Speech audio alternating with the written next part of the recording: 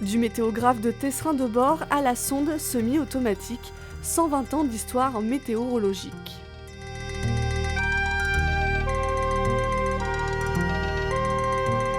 La première radiosonde, c'était quelque chose de très simple, qui était très gros aussi, qui faisait à peu près 4 kg, qui était grand comme ça, qu'on a envoyé jusqu'à 12 km accroché à un ballon. Au départ, ça mesurait que la température. Après, progressivement, on a rajouté la mesure de la pression en même temps dessus, et on est arrivé à la première radiosonde. Le site de Trappes conserve aujourd'hui encore les vieilles sondes. L'une des plus anciennes est pourtant toujours d'actualité, celle utilisée lors de l'année polaire de 1932, imaginée et créée par Jules Richard, industriel français. Les sondes deviennent plus compactes et plus sophistiquées, c'est aussi le cas des ballons.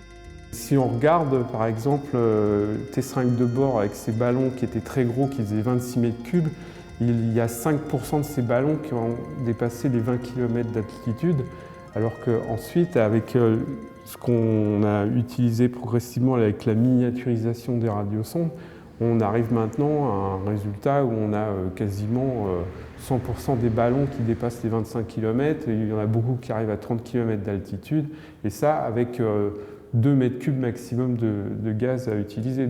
Depuis quelques mois, l'envoi de ballons est devenu semi-automatique. Toujours préparées par l'homme, les sondes sont aujourd'hui envoyées automatiquement. Elles ont une vitesse constante de 300 mètres par minute en évaluant température, pression, humidité, ainsi que la vitesse et la direction du vent.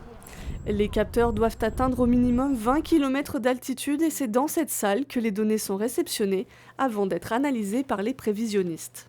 Pendant en gros 1h45 à 2h, elle va continuer. Tout au cours de sa montée, elle va faire des mesures de température, de pression, d'humidité, qu'on peut voir en direct sur l'écran du sondage qu'on a vu tout à l'heure, avec en rouge les courbes d'humidité et en blanc la courbe de température.